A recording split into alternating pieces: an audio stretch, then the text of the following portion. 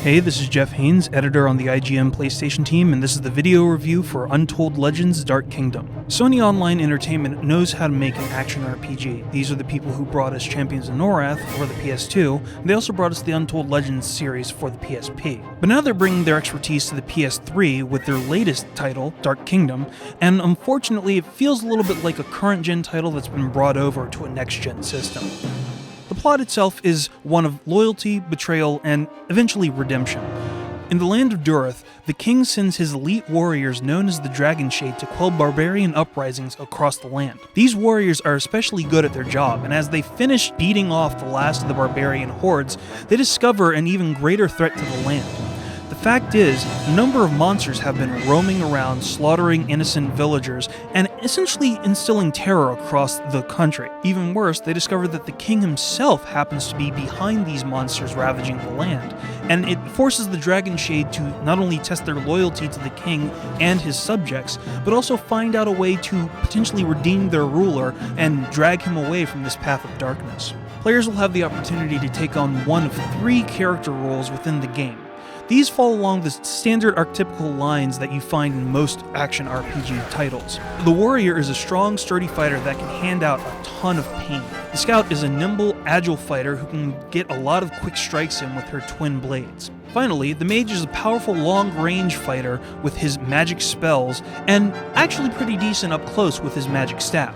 These 3 characters have unique spells and abilities that you'll be able to level up over the course of the adventure, and you'll be able to do this by collecting experience from fallen enemies, as well as gathering essence from the bodies of the fallen, which you can then use to trade in for new items, armor, and even weapon enhancements for your specific characters. However, Dark Kingdom happens to fall under a couple of serious clouds. For one, the combat system is extremely repetitive, which is something that you really didn't think would happen in a next-gen system. Pretty much all you're tasked with doing is hitting X or square in a variety of combinations to trigger probably the most damaging attack possible.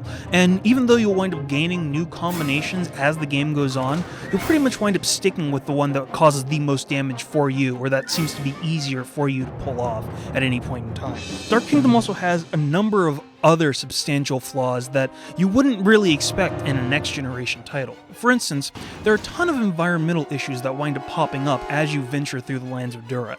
Sometimes you might try to jump on a pile of rocks or climb a hill, and you'll find that your character actually gets frozen mid-animation in a jumping pose, which lasts for at least 5 to 6 seconds. Dark Kingdom also has an amazing amount of pop-in.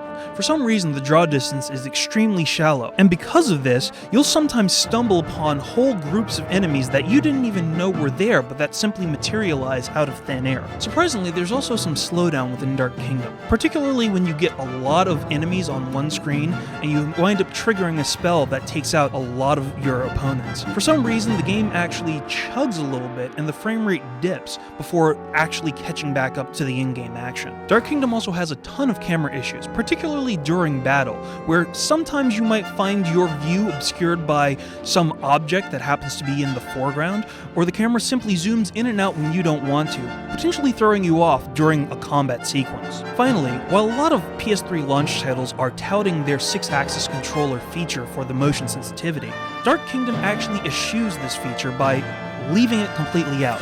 You can't use the 6-axis controller to attack enemies, cast spells, or even jump across valleys. So if you're expecting a full-on next-gen experience with your motion controller, this really isn't the game for you.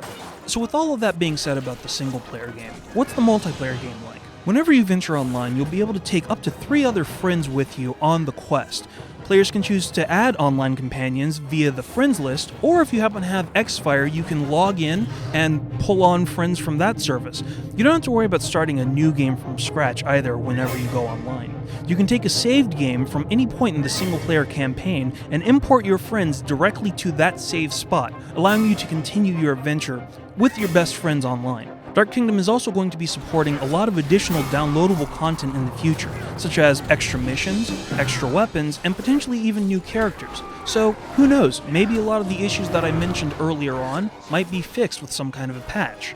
Overall, Dark Kingdom will probably appeal to fans of the action RPG genre. However, it's not exactly the next-gen action RPG that everybody was hoping or even expecting as a launch title for the PS3. For more information on the game, take a look at the review on the website. This is Jeff Haynes, see you later.